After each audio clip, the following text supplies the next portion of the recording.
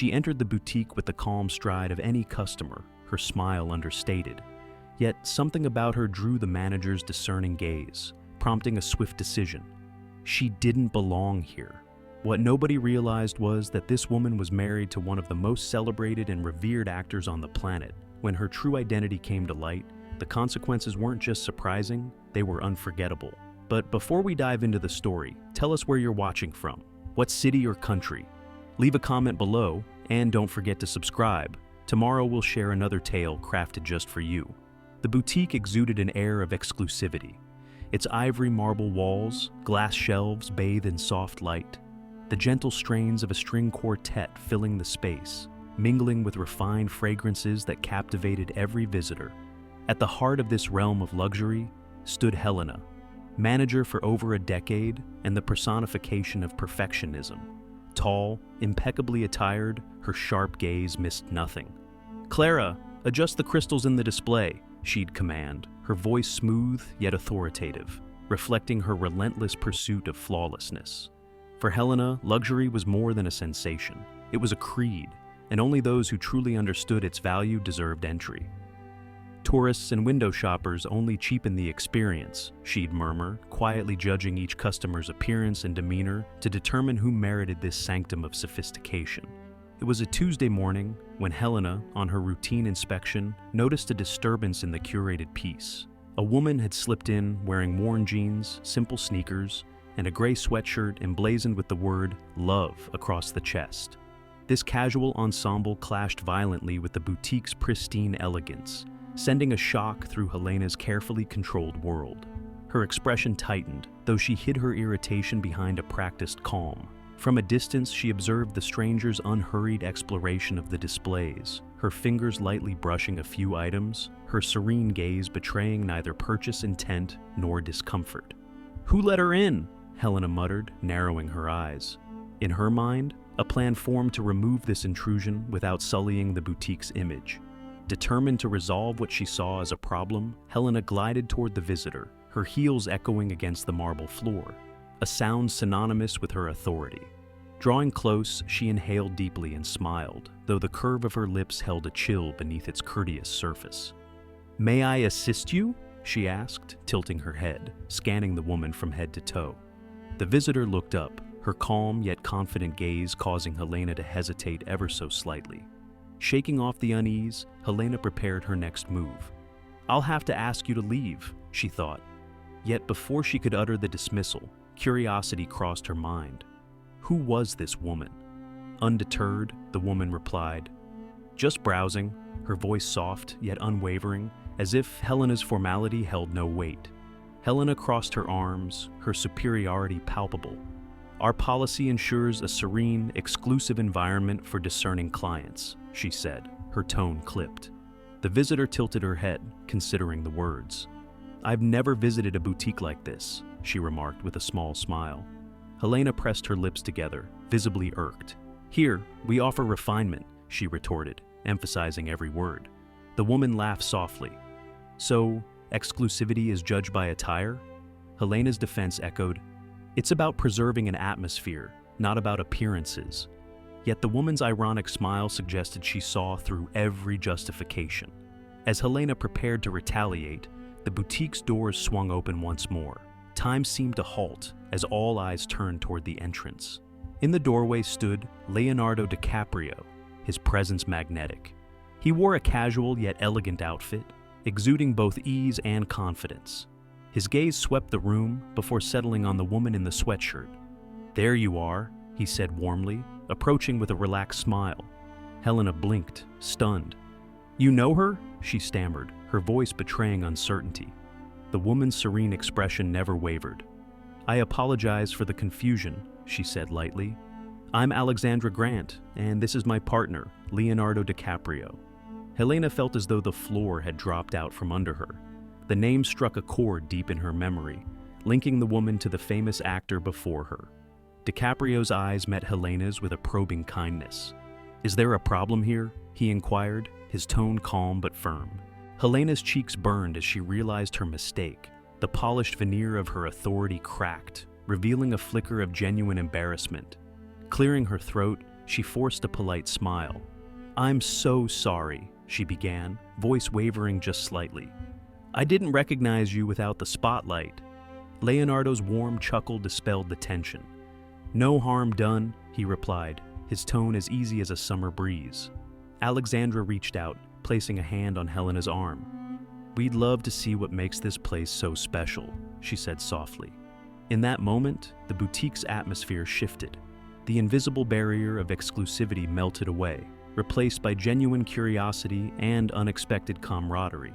Leading them through a discreet hallway, Helena unveiled a hidden chamber reserved for VIP clients. The walls were lined with limited edition timepieces, each ticking in perfect harmony, casting a soft mechanical symphony. "These are our rarest models," Helena explained, guiding Alexandra's fingers along the smooth edges of an avant-garde chronograph. Leonardo watched, studying the interplay of light and metal. When Alexandra paused over a sleek watch featuring an intricate moon phase complication, Leonardo nodded appreciatively. "She has excellent taste," he said. Helena's professionalism returned, now tinged with admiration rather than judgment. As Alexandra tried on the watch, a sudden alarm shattered the serenity. A shrill tone echoed from deeper within the boutique, cutting through the elegant silence. Helena's heart skipped a beat.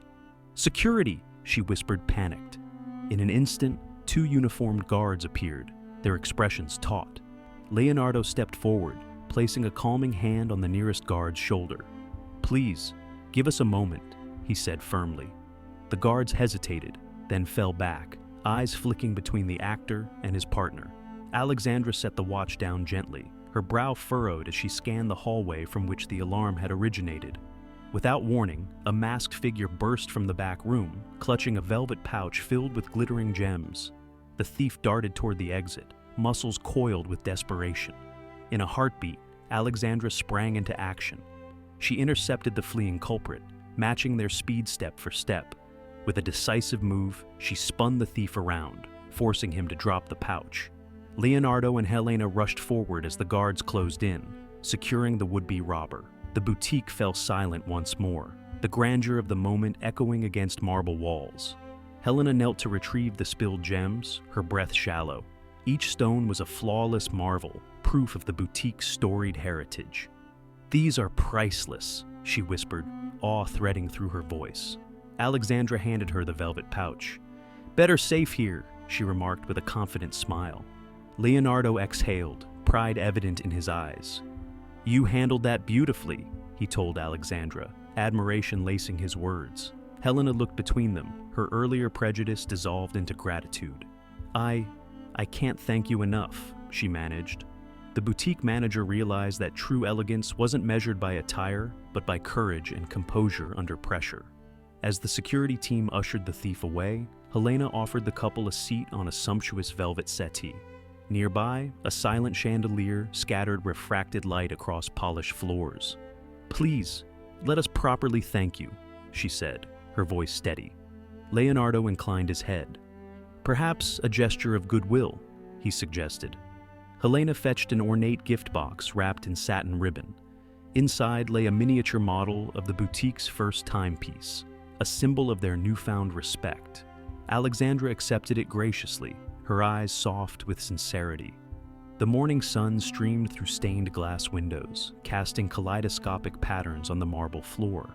In that transformed space, once rigid with rules and expectations, the air buzzed with possibility. Helena stood, her posture relaxed, a genuine smile illuminating her features. "This has been enlightening," she admitted. Leonardo placed an arm around Alexandra and nodded toward the exit. "Thank you for everything," he said, voice resonant. As they departed, Helena realized that exclusivity meant nothing without humanity, and a single encounter had redefined the essence of luxury. After leaving the boutique, Leonardo and Alexandra stepped into the warm afternoon light, their silhouettes framed by the grand arched doorway. Reporters hovered on the sidewalk like impatient seagulls, smartphones raised and shutters clicking. "Give us a smile," one called. Leonardo offered a calm nod, shielding Alexandra from the barrage as they walked arm in arm toward the waiting car. Despite the chaos, there was a quiet confidence in their pace. two people accustomed to the world's gaze yet unshaken by its glare.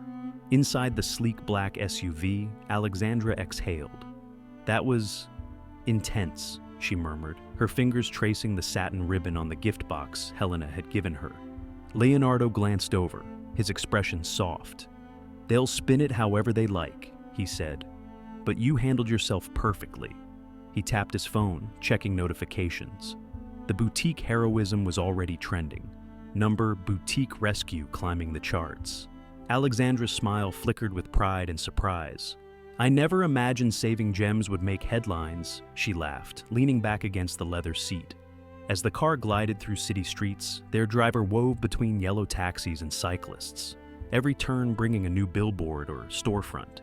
They passed an art gallery, Alexandra's old haunt, where she used to sketch late into the night. "Let's stop here," she suggested, eyes bright. Leonardo raised an eyebrow but nodded. "A spot of inspiration," he agreed. In the cool hush of the gallery's grand hall, walls hung with abstract canvases and sculpted forms, Alexandra felt at home again. She wandered toward a large diptych, splashes of crimson and gold intertwined like furious dancers. Leonardo watched her, noting how her eyes lit up. "Remember when we first met?" he asked quietly. "At that charity gala. Your passion for art was contagious." She turned, brushing a strand of hair behind her ear. "I was terrified," she admitted, standing in front of all those patrons, heart racing. Leonardo smiled, stepping closer. "You spoke with such conviction," he recalled. "I knew then I had to meet you." Across the gallery, a curious onlooker leaned to photograph Alexandra's reaction, believing she was a featured artist. Alexandra paused, then struck a playful pose beside the painting. Leonardo chuckled as the fans' excitement grew. "All hail the gallery star," he teased. Leaving the gallery, they strolled into a quiet courtyard garden hidden behind wrought iron gates. Aromatic blooms carpeted the ground, and a stone fountain gurgled softly at its center. Alexandra knelt to touch a pale pink rose, inhaling its delicate scent. "This place, it reminds me to slow down," she said. Leonardo took her hand. "With you, I always want to slow down," he replied. For a moment, the world's demands fell away, leaving just the two of them, hearts in sync. Their driver pulled up again, and they climbed in, the evening skyline shimmering ahead. Notifications pinged incessantly, interviews, tweets, reposts. Leonardo silenced his phone. "Let them talk," he said. "Tonight, let's have dinner somewhere quiet." Alexandra nodded, her gaze soft. "Anywhere with good food and no cameras." He smiled, instructing the driver to head toward a tucked-away bistro. As the city lights blurred past, they leaned into each other, forging memories beyond headlines and high society. Reminders that genuine connections thrive wherever authenticity and courage meet. They slipped into a cozy corner of the bistro, the low hum of conversation and clinking glasses wrapping around them like a familiar tune. The table was candlelit, its flickering glow painting patterns on their faces. Wine glasses shimmered as they settled into plush chairs, the weight of the day's drama giving way to a quieter intimacy. A waiter approached with a black tray, unveiling plates of mushroom risotto and seared salmon. The aromas mingled, earthy truffle, succulent herbs, reminding Alexandra of her mother's kitchen. Leonardo lifted his glass and offered a small toast. To courage under pressure. She smiled, the flicker of candlelight dancing in her eyes. "And to unexpected friendships," she replied, her voice warm. They ate slowly, savoring each bite. Between mouthfuls, they spoke of art and adventure. Leonardo described his latest film, hinting at a character torn between fame and integrity. Alexandra listened, captivated by his passion, then shared sketches for her upcoming gallery show, abstract pieces exploring identity and perception. Outside, night had fallen. Through the bistro's tall windows, street lamps cast golden pools of light on rain-slick sidewalks.